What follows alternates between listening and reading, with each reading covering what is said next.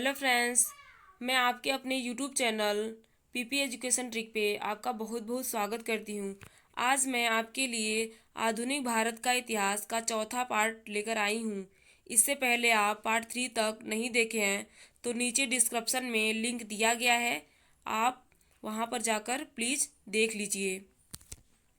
पहला प्रश्न है, गवर्नर जनरल लॉर्ड एलेनबरो के कार्यकाल में किस अधिनियम के द्वारा दास्ता को गैर कानूनी घोषित किया गया? ऑप्शन नंबर ए अधिनियम 6वां, बी अधिनियम 5वां, सी अधिनियम 3रा, डी अधिनियम 8वां।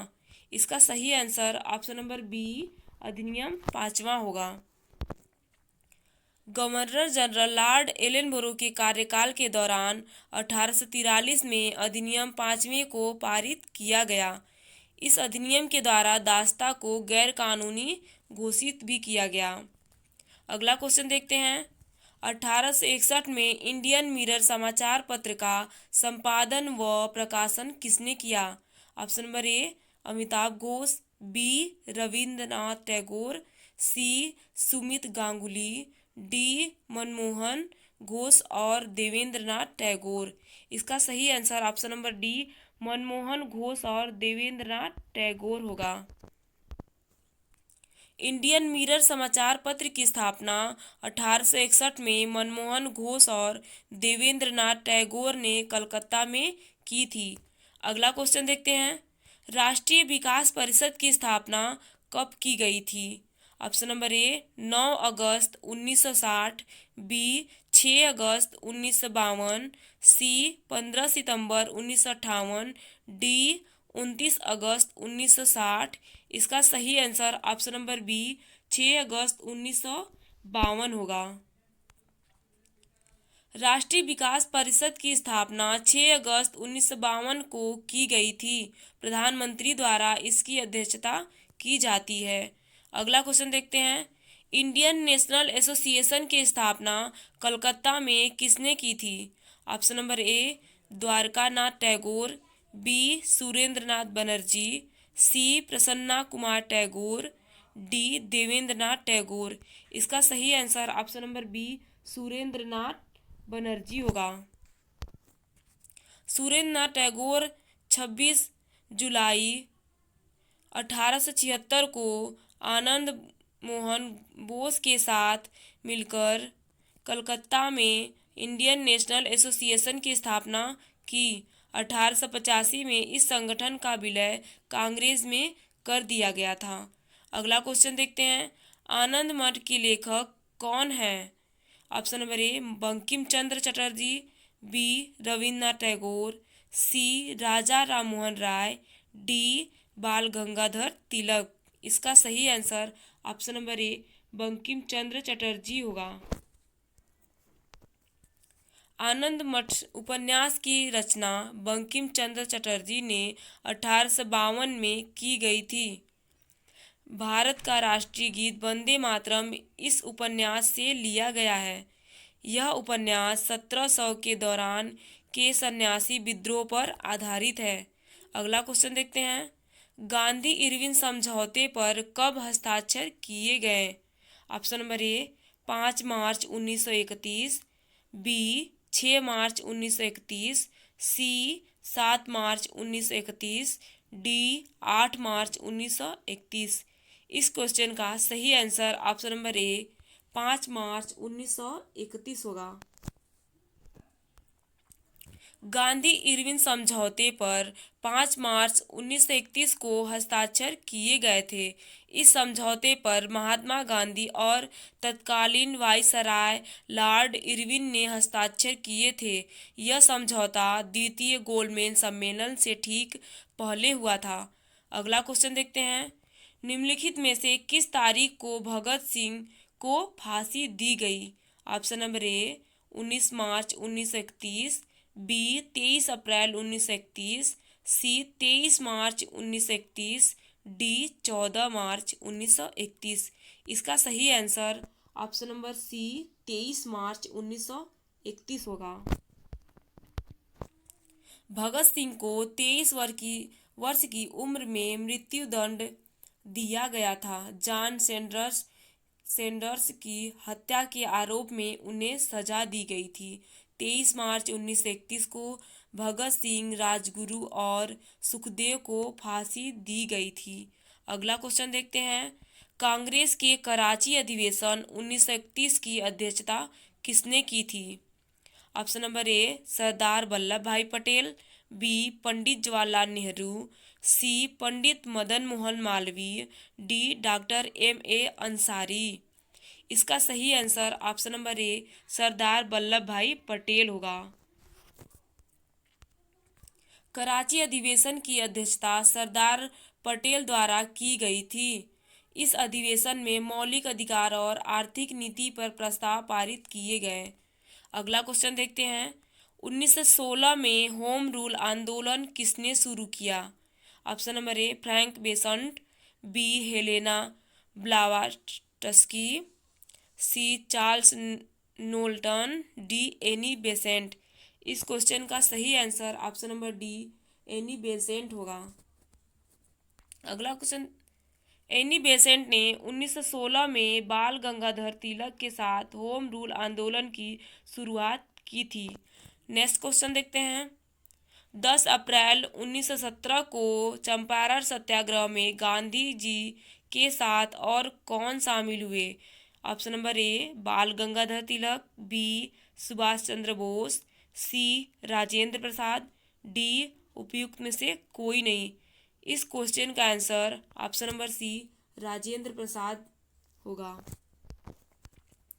महात्मा गांधी 10 अप्रैल 1917 को चंपारण पहुंचे। उनके साथ ब्रजकिशोर प्रसाद, राजेंद्र प्रसाद, अनुग्रह नारायण सिन्हा और JB कृपलानी भी थे। अगला क्वेश्चन देखते हैं। भारतीय राष्ट्रीय कांग्रेस का लाहौर अधिवेशन का अध्यक्षता कौन था? Option number A Pandit Jawaharlal Nehru, B Rajendra Prasad, C Lala Lajpat Rai, D Pandit Motilal Nehru. इस क्वेश्चन का सही answer option number A Pandit Jawaharlal Nehru होगा। 1928 में पहली बार भारत के लिए संविधान का मसौदा मोतीलाल नेहरू द्वारा तैयार किया गया। 1929 में कांग्रेस के लाहौर अधिवेशन में पूर्ण स्वराज प्रस्ताव पारित किया गया। इस अधिवेशन में जवाहरलाल नेहरू को कांग्रेस का अध्यक्ष चुना गया। अगला क्वेश्चन देखते हैं। 1916 में कांग्रेस के लखनऊ अधिवेशन की अध्यक्षता किसने की? ऑप्शन नंबर ए रास Bihari Bose, B Ambika Charan Majumdar, C Bhupendra Nath Bose, D उपयुक्त में से कोई नहीं। इसका answer option number B Ambika Charan Majumdar. Congress के 1916 के लखनऊ अधिवेशन की अध्यक्षता अंबिका चरण मजूमदार ने की थी। इस अधिवेशन में कांग्रेस को धड़ो गर्म दल और नर्म को एक मंच पर लाया गया। इसके साथ साथ कांग्रेस और मुस्लिम लीग के बीच ऐतिहासिक लखनऊ समझौता भी हुआ। अगला क्वेश्चन देखते हैं। 1940 के व्यक्तिगत सत्याग्रह के लिए गांधी जी ने किसे चुना था? ऑप्शन नंबर ए विनोबा भावे, बी जवाहरलाल नेहरू, सी लाल बहादुर शास्त्री, डी एस सत्यमूर्ति। इसका सही आंसर ऑप्शन नंबर ए विनोबा भावे होगा। अगस्त प्रस्ताव के दौरान गांधी जी ने सविनय अवज्ञा शुरू करने का सुझाव दिया था। इसके लिए गांधी ने आचार्य विनोबा भावे को पहला सत्याग्रही चुना और जवाहरलाल नेहरू को दूसरा सत्याग्रही चुना। अगला क्वेश्चन देखते हैं। प्रत्यक्ष कार्यवाही दिवस 16 अगस्त 1946 को किसके द्वारा मनाया गया? Option number A Muslim League, B Christian League, C Sikh League, D Hindu League. इस क्वेश्चन का सही answer option number A Muslim League होगा। मुस्लिम लीग ने 16 अगस्त 1946 को प्रत्यक्ष कार्यवाही दिवस के रूप में मनाया। इस उद्देश्य से हिंदू मुस्लिम दंगे उत्पन्न करके यह सिद्ध करना था कि हिंदू और मुस्लिम समुदाय एक साथ नहीं रह सकते। अगला क्वेश्चन देखते हैं। 1893 में गणपति त्योहार किसने शुरू किया था? Option number A Ganesh Damodar Savarkar, B Nana Patil, C Lokmanya Tilak, D Vinoba Bhave. इस क्वेश्चन का सही answer option number C Lokmanya Tilak होगा।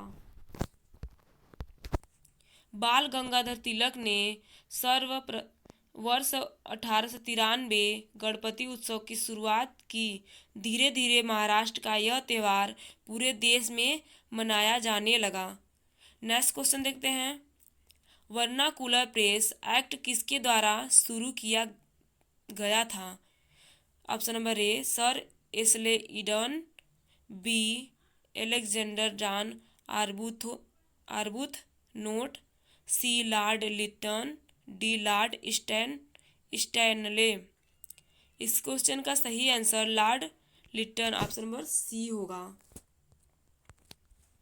भारत में देसी प्रेस पर प्रतिबंध लगाने के लिए लॉर्ड लिटन ने 1878 में वर्नाकुलर प्रेस अधिनियम लागू किया था। इस अधिनियम के द्वारा राष्ट्रवादी अखबार सोम प्रकाश पर सबसे पहले प्रतिबंध लगाया गया था। अगला क्वेश्चन देखते हैं। 1907 में कांग्रेस के सूरत अधिवेशन की अध्यक्षता किसने की थी?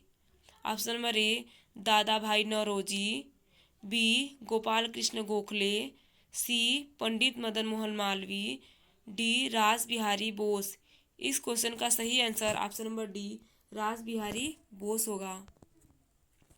रास बिहारी बोस ने कांग्रेस के सूरत अधिवेशन की अध्यक्षता की थी।